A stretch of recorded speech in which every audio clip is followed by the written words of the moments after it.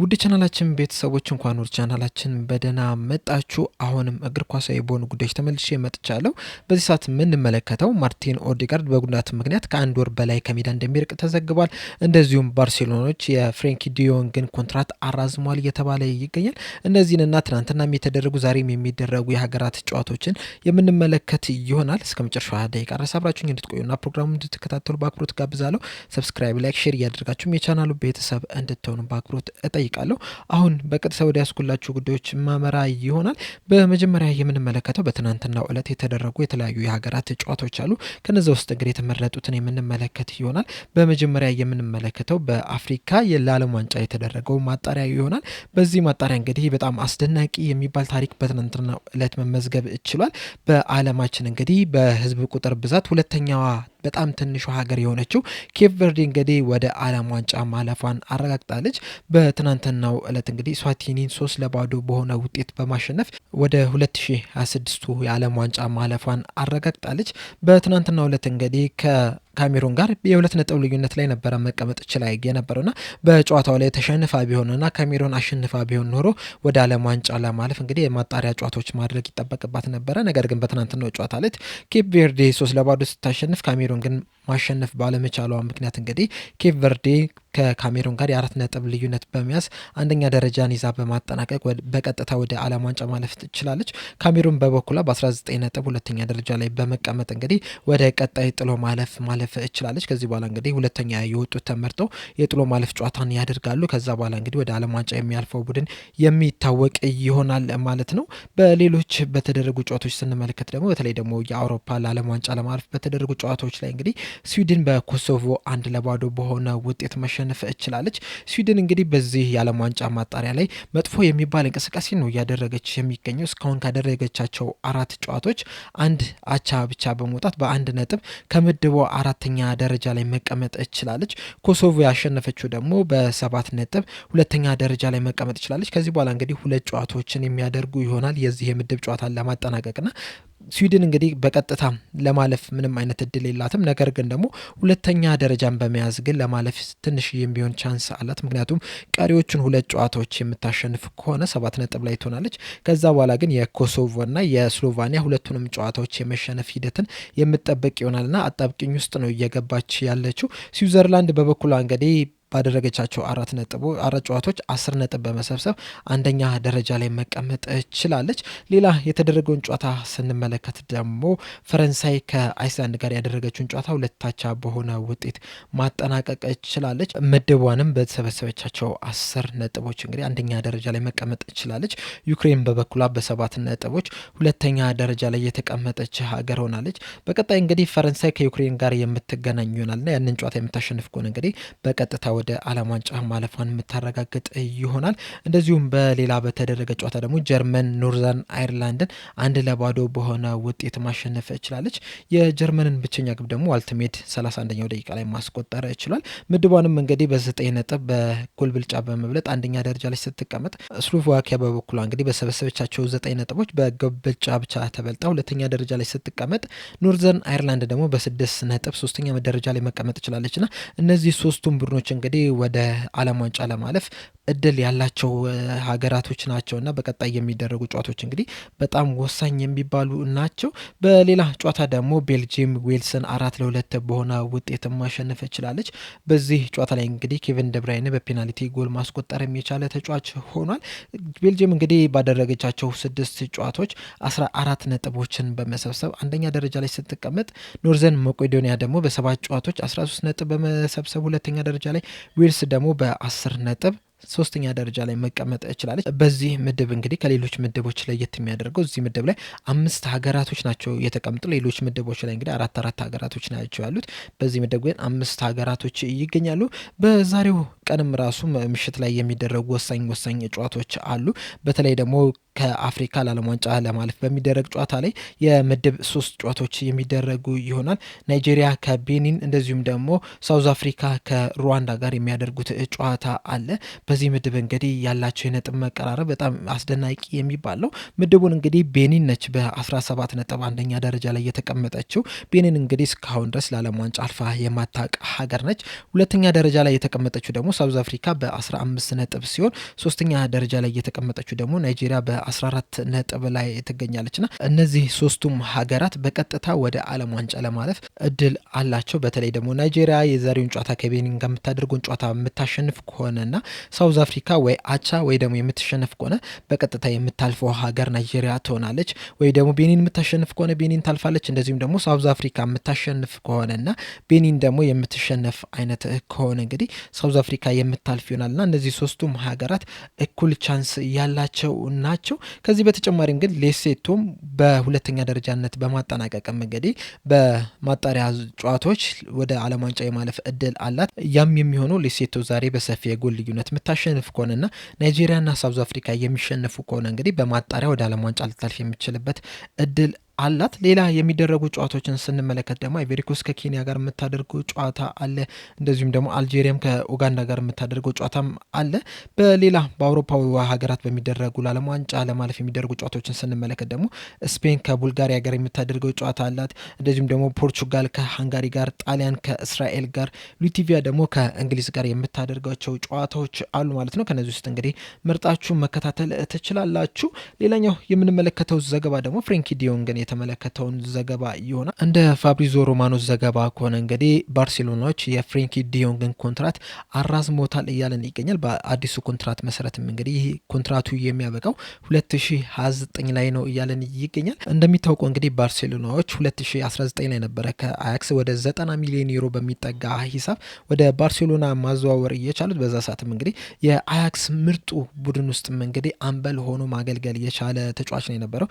በተለይ ደግሞ 2018-19 ላይ ድንቅ እንቅስቃሴ በሚያደርጉበት ሰዓት በቶተናም ተሸንፈው እስከሚወጡበት ሰዓት ድረስ እንግዲህ ከምድብ ጨዋታዎቹ ጀምሮ በጣም ምርጥ የሚባል እንቅስቃሴን ሲያሳይ የነበረ ተጫዋች ነው የነበረው ፍሬንኪ ዲዮንግ። ከዛ በኋላም እንግዲህ ወደ ባርሴሎና ሄዱ። በባርሴሎና በጣም ድንቅ የሚባልን ጊዜን እያሳለፈ ነው የሚገኘው። ለባርሴሎና ከፈረመ ጀምሮ እንግዲህ እንደ ፉትሞብ ዘገባ ከሆነ እንግዲህ ዝቅተኛው ሬቲንጉ የተሰጠው 7.0 ነው እንጂ ሌሎቹን አመታት ከዚህ የበለጠ ሬቲንግ ነበር ሲሰጠው የነበረው አመቱን ሙሉ በሚያሳየው እንቅስቃሴ ማለት ነውና ለባርሴሎና እንግዲህ በጣም ድንቅ የሚባልን ግልጋሎት እየሰጠ ያለ ተጫዋች ነው። በእርግጥ እንግዲህ ባርሴሎናዎች ሲያስፈርሙት ለረጅም አመት ብለው ነበር ያስፈረሙት። ከዛ በኋላ ግን የፋይናንሻል ችግር ባጋጠማቸው ሰዓት ባርሴሎናን እንዲለቅ ሲገፋፉት የነበረ ተጫዋች ነውና በዚህ ሰዓትም እንግዲህ ኮንትራቱን ያራዝሙታል ተብሎ አልተጠበቀም ነበር። ምክንያቱም እንግዲህ በሳምንት የሚከፈለው ደሞዝ በጣም ከፍተኛ ከመሆኑ አንጻር ባርሴሎናን እንዲለቅና ወደ ሌላ ክለብ እንዲሄድ ከሱ የሚገኘውንም ገንዘብ እንግዲህ ለባርሴሎና የፋይናንሻል ችግር አገልግሎት ላይ እንዲውል ሲታሰብ ነበረ። ነገር ግን ፍሬንኪ ዲዮንግ ባርሴሎናን መልቀቅ አልፈልግም በማለቱ ምክንያት ነው እንጂ እሺ ቢል ኖሮ ወይም ደግሞ ከባርሴሎና ጋር ቢስማማ ኖሮ ምናልባትም በዚህ ሰዓት ወደ ሌላ ክለብ ሄዶ ሌላ ክለብ ጋር ሲጫወት ልንመለከት የምንችለው ተጫዋች ነበረ። በተለይ ደግሞ ከማንቸስተር ዩናይትድ ጋር ስሙ በጣም በስፋት ሲያያዝ የነበረ ተጫዋች ነውና በዚሁ በባርሴሎና ቤት አለቅም ብሎ ቆይቶ አሁን ላይ ደግሞ ባርሴሎናዎች እንግዲህ ኮንትራቱን አራዝሞለታል። ይህ ተጫዋች እንግዲህ ለባርሴሎና በጣም ትልቅ ግልጋሎት የሚሰጥ ተጫዋች ነው። በዚህ ሰዓትም እንግዲህ ባርሴሎናዎች በጣም ብዙ ወጣት ተጫዋቾች አሏቸውና ፍሬንኪ ዲዮንግ እንግዲህ እንደ ሲኒየር ከሚባሉት ወይም ደግሞ ትልልቅ ከሚባሉ ተጫዋቾች መካከል እንደ አንዱ የሚቆጠር ነው። በአምበልነትም እያገለገለ ሲጫወት የተመለከትነው ተጫዋች ነውና ለባርሴሎና እንግዲህ በተለይ ደግሞ ለነ ፔድሪና ለነ ጃቪ እንግዲህ ትልቅ የልምድ አስተዋጽኦ መስጠት የሚችል ተጫዋች ይመስለኛል። ለባርሴሎና አጫወትም ለሃንሲ ፍሊክ አጫወትም እንግዲህ የሚመች ተጫዋች ነውና በዚህም እንዲቆየ በማለት በባርሴሎናም እንዲቆይ ግልጋሎትንም ለማግኘት በሚል እንግዲህ ኮንትራቱን አራዝሞላታል እስከ 2029 ድረስ ማለት ነው። እና ከዚህ በኋላ እንግዲህ 3 አመት በባርሴሎና የሚቆይ ይሆናል። በዚህ ሰዓት እንግዲህ 28 አመቱ ላይ ነው የሚገኘው። ልክ ኮንትራቱን ሲያበቃ እንግዲህ 31 አመቱ ላይ ይደርሳል። ከዛ በኋላ ግን በባርሴሎና ቤት ያቆዩታል የሚለው ነገር ሌላ ጥያቄ ነው የሚሆነው። አቋሙ ታይቶ ከዛ በኋላ የሚያደርገው እንቅስቃሴ እየታየ እንግዲህ ምናልባትም በዛው በባርሴሎና ቤት ሊያቆዩ የሚችሉበት እድል አለ። ነገር ግን አሁን ላይ ግን ኮንትራቱን አራዝሞለታል። ይህ ለባርሴሎና በጣም ጥሩ ዜና ይመስለኛል። ሌላኛው የምንመለከተው ዘገባ ደግሞ ማርቲን ኦዲጋርድን የተመለከተውን ይሆናል። እንደ ቢቢሲ ስፖርት ዘገባ ከሆነ እንግዲህ ማርቲን ኦዲጋርድ ከዚህ በኋላ ቢያንስ ከ1 ወር ከ15 ቀን በላይ ከሜዳ እንደሚርቅ ተዘግቧል። ይህም ማለት እንግዲህ በቀጣይ የኖቬምበር ኢንተርናሽናል ብሬክ አለ። ከዛ ብሬክ በኋላ ነው ወደ አርሰናል የሚመለሰው እየተባለ ይገኛል። የዛ ጊዜ የሚኖሩ የሀገራት ጨዋታንም እንደሚያመልጡት ነው እየተነገረ የሚገኙና በአጠቃላይ እንግዲህ በትንሹም በአርሰናል ቤት ወደ 6 ጨዋታዎች ያመልጡታል እየተባለ ይገኛል። በዚህ አንድ ወር ውስጥ እንግዲህ ቀጣይ የኢንተርናሽናል ብሬክ እስከሚደርስበት ሰዓት ድረስ 6 ጨዋታዎች የሚያመልጡት ይሆናል። እነዚህን ስንመለከት እንግዲህ በፕሪሚየር ሊጉ ፉልሃም ፓላስን በርንሌንና ሰንደርላንድን የሚገጥም ይሆናል አርሰናልና በዚህ ስብስብ ውስጥም ማርቲን ኦዴጋርድ የማይሳተፍ ይሆናል። እንደዚሁም ደግሞ በሻምፒዮንስ ሊጉም ከአትሌቲኮ ማድሪድና ከስላቪያ ፕራግ ጋር በሚደረገው ጨዋታም የኦዴጋርድን ግልጋሎት የማያገኙ ይሆናል። የፕሪሚየር ሊጉን ብቻ ስንመለከት እንግዲህ ከፉልሃምና ከክሪስታል ፓላስ ጋር የሚያደርጉት ጨዋታ በጣም ከባድ የሚባል ጨዋታ ነውና እዚህ ጨዋታ ላይ ማርቲን ኦዴጋርድ ቢኖር ለአርሰናል ትልቅ ጠቀሜታ ይሰጥ ነበር። እንደዚሁም በሻምፒዮንስ ሊጉ ደግሞ ከአትሌቲኮ ማድሪድ ጋር በሚደረገው ጨዋታ የዚህ የተጫዋችን ግልጋሎት ቢያገኙ ለአርሰናሎች በጣም ትልቅ ጥቅም ነበር የሚሰጠው። ነገር ግን ደግሞ የዚህን ተጫዋቾች ግልጋሎት የማያገኙ ይሆናል አርሰናሎች። ሲጎዳ እንግዲህ ይህ ለመጀመሪያ ጊዜ አይደለም። በእርግጥ የአሁኑ የጉልበት ጉዳት ነው። ነገር ግን ደግሞ ያለፈው ሲዘን ራሱ አርሰናሎች ዋንጫ እንዳያነሱ ካደረገበት አንደኛው ምክንያት አንዱ የማርቲን ኦዴጋርድ መጎዳትና ለረዥም ጊዜ ከሜዳ መራቅ ነውና የተለያዩ ጨዋታዎች አምልጠውታል። እሱ በማይኖርበት ሰዓት ደግሞ አርሰናሎች በጣም ሲቸገር የተመለከትነው ቡድን የነበረው አምናም ካቻምናም ይህንን ነገር በተደጋጋሚ ስንመለከተው ነበረ።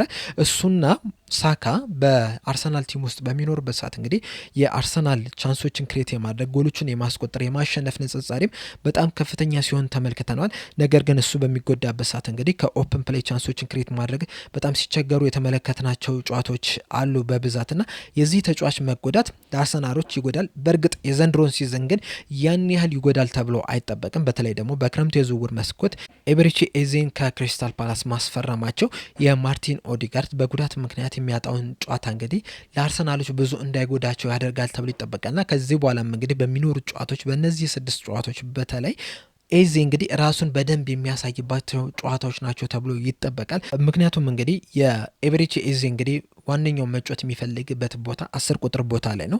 አርሰናሎች ደግሞ እዚህ ቦታ ላይ ማርቲን ኦዴጋርድን ነበር ሲያሳልፉ የነበሩና እዛ ቦታ ላይ ለመጫወት ከዚህ ተጫዋች ጋር ፉክክር ውስጥ መግባት ነበረበት። አሁን ግን የኦዴጋርድ መጎዳቱን ተከትሎ ያንን ቦታ በሙሉ ኃላፊነት የሚወስደው ኤዜ ነውና በእነዚህ 6 ጨዋታዎች ራሱን በደንብ የሚያሳይ ከሆነ ኦዴጋርድ ሲመለስ ራሱ እዛ ቦታ ላይ ተመልሶ ላይጫወት የሚችልበት እድል አለ። በእርግጥ አንዳንድ ጨዋታዎች ላይ መሰለፉ አይቀርም። ነገር ግን ደግሞ የኤቤሬቺ ኤዜ ጥሩ መንቀሳቀስ ምናልባትም የአርሰናልን የአጨዋወት ስታይልንም እንዲቀይሩ ሊያደርጋቸው ይችላል። አሁን የዌስትሃም ጨዋታ ላይ እንዳስተዋል ነው ከሆነ እንግዲህ አርሰናሎች ይዞት የገቡት አሰላለፍ 6 ቁጥር ቦታ ላይ ራይስ ነበረ የተጠቀሙት። ከዛ ከራይስ ፊት ለፊት ደግሞ ማርቲን ኦዴጋርድንና ኤዜን ነበረ ሲያጫውቱ የነበሩት። ኦዴጋርድ በዛ ሰዓት እንግዲህ እንደ 8 ቁጥር ሆኖ ነበር ሲጫወት የነበሩና ምናልባትም ኤዜ 10 ቁጥር ቦታ ላይ በጣም አስደናቂነቱን የሚያሳየው ከሆነ ጎሎችን የሚያስቆጥር ከሆነ ቻንሶችን ክሬት የሚያደርገው ከሆነና ለአርሰናል አጨዋወት በጣም የሚመች ከሆነ እዛ ቦታ ላይ በቋሚነት እንዲጫወት አድርገው ኦዴጋርድን ደግሞ ወደ 8 ቁጥር ቦታ እንዲወርድ ሊያደርጉ የሚችሉበት እድል አለና ከዚህ በኋላ እንግዲህ በአርሰናል ቤት ለሚኖረው ቆይታ እንደዚሁም ደግሞ ለሚኖረው ሚናም እንግዲህ እነዚህ 6 ጨዋታዎች ወሳኝነት አላቸው ብዬ አስባለሁና በጣም ትልቅ ኃላፊነት የሚጣልበት ይመስለኛል። እሱም እንግዲህ እድሉን የሚጠቀም ተጫዋች ነው የሚመስለኝ። በተለይ ደግሞ ከዚህ በፊት በክሪስታል ፓላስ እዛ ቦታ ላይ ሲጫወት ምን ያህል ጥሩ ተጫዋች እንደሆነ ድንቅ ተጫዋች እንደሆነ የተመለከት ነውና ያንን ነገር በአርሰናል በቀጣይ 6 ጨዋታዎች ላይ ይደግመዋል የሚለው ነገር እንግዲህ አብረን የምንመለከት ይሆናል።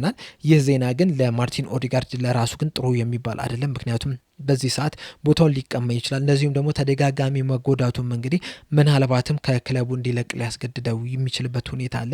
ተጫዋቾች በተደጋጋሚ በተጎዱ ቁጥር እንግዲህ ለክለቡ ያን ያህል ጥቅም የመስጠት አቅማቸው እየቀነሰ ነው የሚሄደው። እንደዚሁም አቋማቸውም እየዋዠቀ ነው የሚሄደው። ብዙ ጊዜ ተጫዋቾች ከጉዳት እንደተመለሱ ወደ በፊቱ ብቃታቸው ለመመለስ ረዥም ጊዜ ነው የሚወስድባቸውና በዛ ረዥም ጊዜ ደግሞ ብዙ ነገሮችን ያጣሉና ማርቲን ኦዴጋርድን በዚህ አይነት መንገድ እንዳይጎዳ እንግዲህ ፍራቻ አለ እና መጎዳቱ ለሱ ጥሩ ዜና አይደለም፣ ለአርሰናሎችም ጥሩ ዜና አይደለም። ለኤቤሬቺ ኤዜ ግን መልካም እድል ሆኖ ነው የመጣለት። ያንን ነገር ይጠቀመዋል የሚለውን ነገር እንግዲህ ሀሳባችሁን እንዳለ ኮሜንት ሴክሽን ላይ በመጻፍ አሳውቁኝ። ለአሁን እኔ እዚህ ላይ ያበቃው። በቀጣይ በሌላ እስከምንገናኝ ድረስ ሰብስክራይብ፣ ላይክ፣ ሼር ማድረግ እንዳትረሱ። ቸር ያቆየን።